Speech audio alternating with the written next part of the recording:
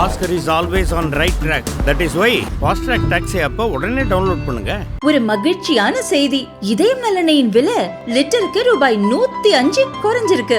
September 2023ல 1 litre இதயம் நல்லெண்ணெயின் அதிகபட்ச விலை ரூபாய் 503. ஆனா இப்ப 1 லிட்டர் இதயம் நல்லெண்ணெயின் விலை ரூபாய் 398 மட்டும்தான் தமிழ்நாட்டுல. அப்ப இனிமே எல்லாரும் இதயம் நல்லெண்ணெய் வாங்கலாம் இல்ல? ஆளுநர்கள் நம்மை தகர்க்க அனுப்பப்படுகின்றனர், நமக்கு உதவுவதற்காக அனுப்பப்படவில்லை. சர்வாதிகாரத்துடன் நடந்து மாநில உரிமைகளை மத்திய அரசு பறிக்கிறது. மாநில கட்சிகளின் பங்கு மத்தியில் இருந்தால்தான் சர்வாதிகாரம் குறையும் என அமைச்சர் PTR பழனிவேல் தியாகராஜன் பேச்சு. உங்களுடைய ஆற்றல் எனக்கு தெரியும். நம்மிடம் அர்ப்பணிப்பு மிக்க குணம் இருக்கிறது. நேர்மை, நம்பிக்கை, லட்சியம், உழைப்பு, தெம்பு இருக்கிறது. களம் தயாராக உள்ளது.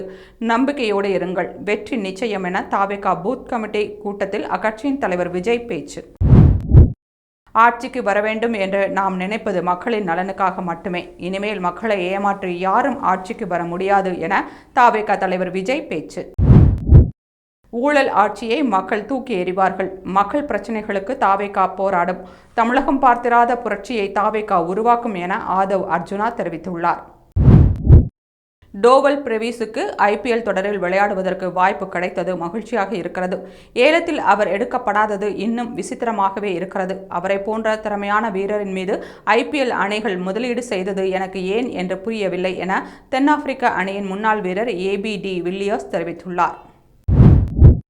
மக்களிடம் வாக்கு எப்படி வாங்க போகிறோம் என்பதற்கான பட்டறை இல்லை. மக்களோடு மக்களாக எப்படி பழக வேண்டும் என்பதற்கான பட்டறை என தாவேகா பூத் கமிட்டி கூட்டத்தில் அக்கட்சியின் தலைவர் விஜய் பேச்சு.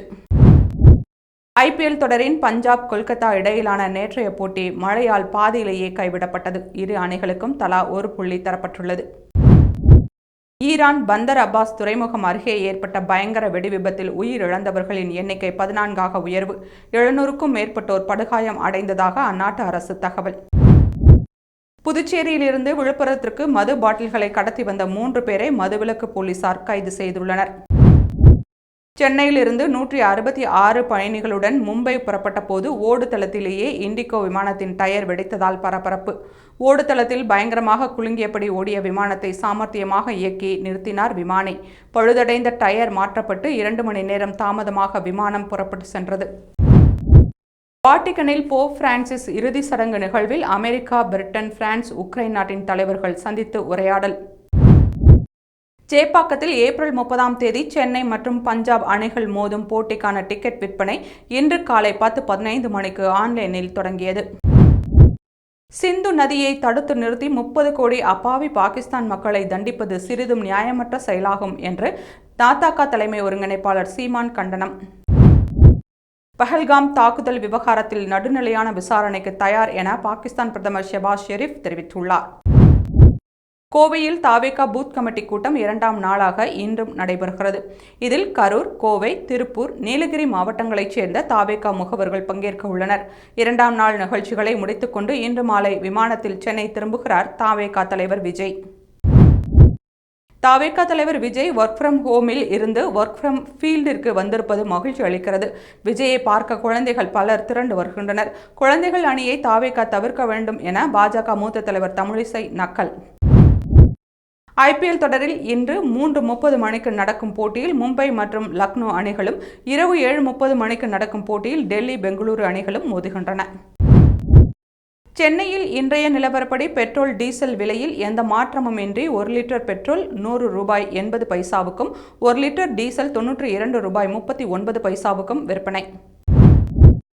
பஹல்காம் பயங்கரவாத தாக்குதலுக்கு ஈரான் அதிபர் மசூத் பெசஸ்கியன் கடும் கண்டனம். தீவிரவாதத்திற்கு எதிராக மனிதகுலம் ஒன்றிணைய வேண்டும் என பிரதமர் மோடியை தொலைபேசியில் தொடர்பு கொண்டு பேச்சு.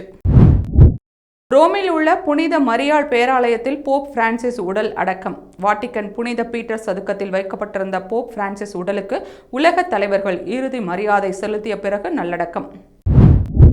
ஏலத்தில் சரியான வீரர்களை எடுக்காததே சென்னை அணியின் தொடர் தோல்விக்கு காரணம். ஏலத்தில் மற்ற அணிகள் சரியான வீரர்களை தேர்ந்தெடுத்ததை ஒப்புக்கொண்டே ஆக வேண்டும் என சென்னை அணியின் தலைமை பயிற்சியாளர் ஸ்டீஃபன் பிளெமிங் தெரிவித்துள்ளார்.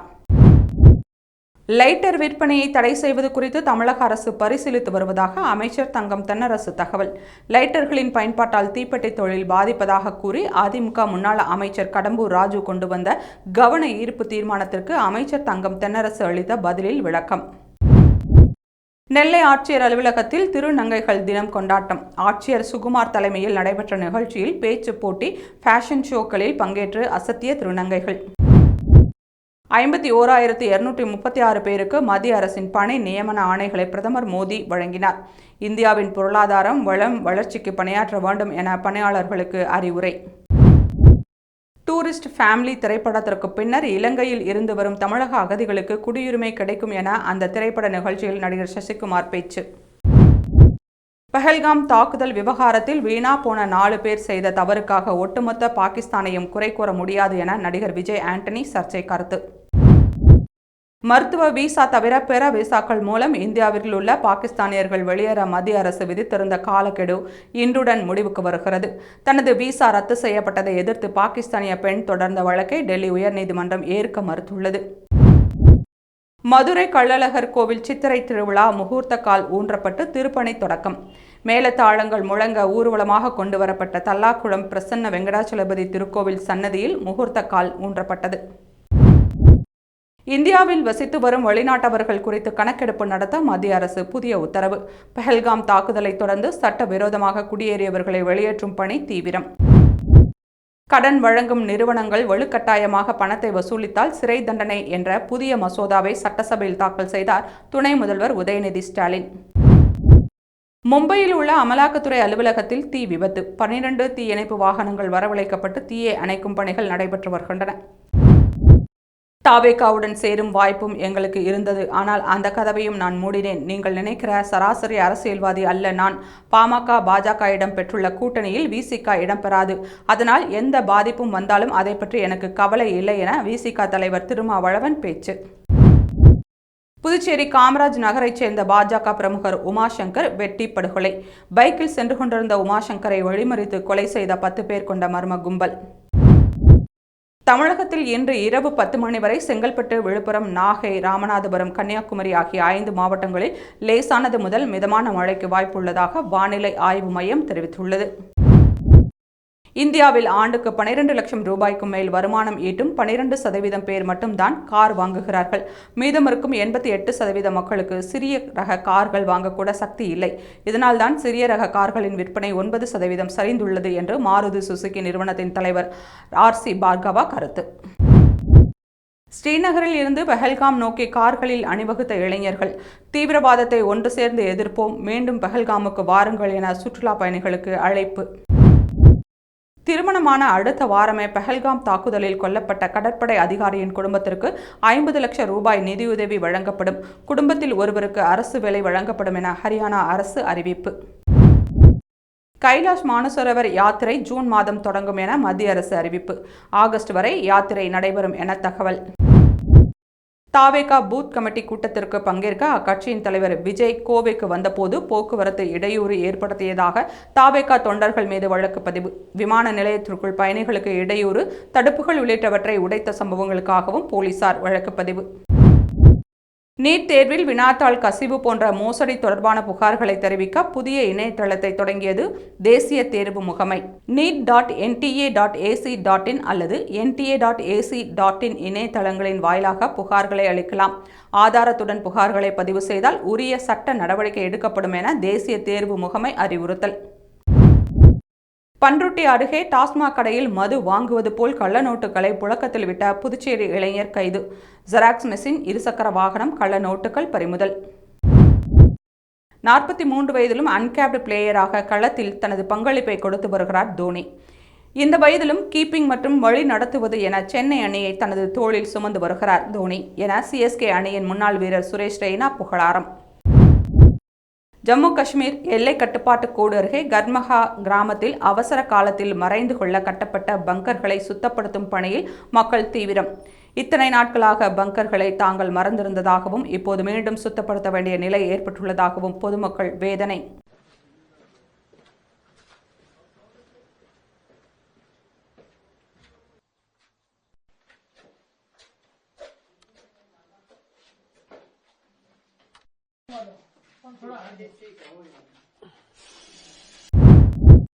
தெலுங்கானாவின் ரெங்காரெட்டி மாவட்டத்தில் இருக்கும் குட்லூரு கிராமத்தில் 30 குடிசைகள் பற்றி எரிந்து சாம்பல்.